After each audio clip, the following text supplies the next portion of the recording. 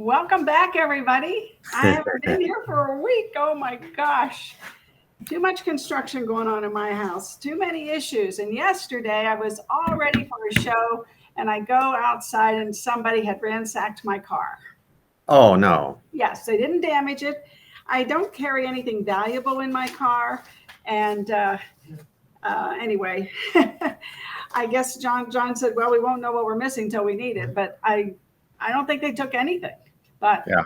so it goes. And so I didn't do yesterday. I was too shook up, actually, to tell the truth. I was just shook up about it. So anyway, Jimmy, how are you? I'm good. I'm good. Louis C.K. is a comedian, and he's got a bit about being grateful. And a lot of the stuff I've been reading the last 2 weeks or so, videos I've been watching, Tony Robbins, all these guys, they all talk about gratitude. And Louis C.K. said, I'm on an airplane, and the flight attendant comes on and says, we have high speed internet now, and it's free. It's just so you just plug in. So he's on the internet, he's doing his stuff, and the guy next to him is on his internet, he's doing stuff, and then the internet goes out, and the flight attendant comes on and she says, "Oh, I'm so sorry. The internet went out," and the guy next to him is getting a real attitude. He says, "Wait a minute, you're in a chair in the air, you're flying, and you're worried about you're flying. Everybody on the plane should be going, yay, we're flying, we're flying." And he said, "Be grateful." It was fun, just a funny bit. That's a good one. That's a good one. There were. You have a car that they could. You have a car that they could ransack. That's what I'm telling you. You have a car. I have a car. Yeah, it just shook me up. I kind of feel violated, and I didn't. Sure. Anyway, so Tom Ferry tells a story about two people, same exact street, same exact school. They get into their career. One becomes wildly successful, and the other one struggles totally. Why? Well, it's because the meaning that we attach to what happens to us. And so, Jimmy, you probably heard this story before, like the man who's an alcoholic, who has two children, and later on in life, in their 30s, when you ask them both, do you drink? And the one guy says, "I drink every day. I'm an alcoholic." Why? Well, because my dad's an alcoholic. And the other one says, "I don't drink at all." Why? Well, because my dad's an alcoholic. And it's the world famous tale of two. We struggle when we look at we struggle when we look at two people, same exact street, same exact school. They get into their career. One becomes wildly successful. The other one totally struggles.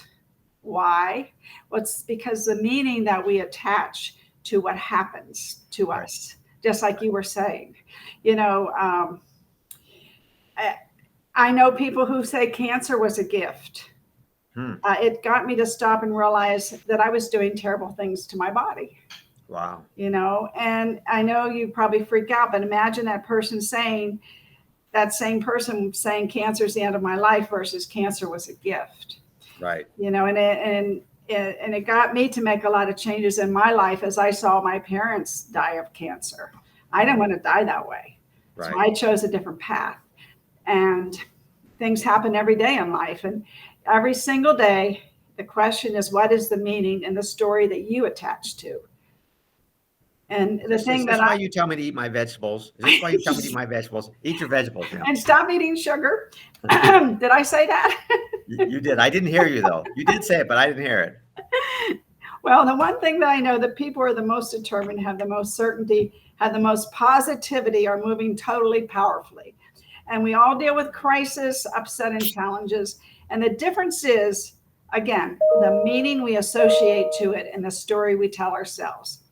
Is it the end or is it the beginning? It's your life. It's your story. You decide. So, Jimmy, what's going on with the market? What are we deciding? We decided we've hit the reset that we've been looking for some time. We have twice as much inventory now as we did on the market 6 months ago, when everybody's saying there's no inventory. There's no inventory. Well, you can be grateful because now there's some inventory. Yes, we have 60 days of inventory in our zip codes in the Las Vegas Valley. Now that's at this sales rate. If the sales rate increases, then the days of inventory goes down, because it's based on how many houses versus how many sell per month. So there's some numbers there that can get kind of screwy. But the point is, everybody's going, no inventory, quit complaining, go sell a house. Well, I take the high rises, the condos, the single family homes, and the townhomes, and I get 7,561 available properties available, not under contract, not pending, none of that stuff. And then I divide it by the number of homes we sold last month per day, which was 124. And that's how I get the 60. Now, so far this month, we've sold 508 homes, which is 73 per day, but that will change. That goes up as the month, hopefully, as the month gets older. And last July, same time period, we were selling 104 a day. So that's about 31 a day difference. So anyway, the one number that has changed this month and part of last month was the investors. They've slowed down. Interesting. Yeah, yeah. I'm surprised. I am too. Yeah. In fact, I was so concerned that maybe I was wrong. I went in and I looked at them, did it a different way to see if I was doing something wrong, or, sometimes the MLS changes their criteria, but no, it's true. We've only sold 172 so far this month. And that's only 37 a day. So it was up to 45, I think, at one time. Did you say 172? Yes. In 7 days? Yes. That's 25 a day. Or 25 a day, yeah. Yeah. Yeah, you're right. Year to date, we're averaging 37. Sorry. Thank you. See? Okay. No, Thank you for that. 37 down to 25, that's a significant drop off, as you said, which is what you said. Yeah. Whatever the numbers are, it's significant. And, and Buffini's mid-year thing, he said, Lawrence Unit expects us to be down 13% in units as a nation. And I'm thinking Vegas is going to be down 25% in units, but prices are up 24%. So if your prices went up 24% and you're doing 25% less deals, you still might make the same money as long as you're getting the right deals. Correct. And speaking of that, the top 3 producers right now in Las Vegas, in Clark County, are the iBuyer platforms. They've done 1,734 sides this month. This year. Yes. Did I say this? Yes. This month, this year. Yes, thank you. So 1,700 okay. this year. That's okay. Okay. So it's basically 200 a month. That's what that comes out to. There's 7 months, 1,800. It's a couple hundred a month. They're buying a couple hundred. So if you go and you look at the number 10th person, so the first 3 are doing 1,734. The 10th person has done 142. That's a huge gap.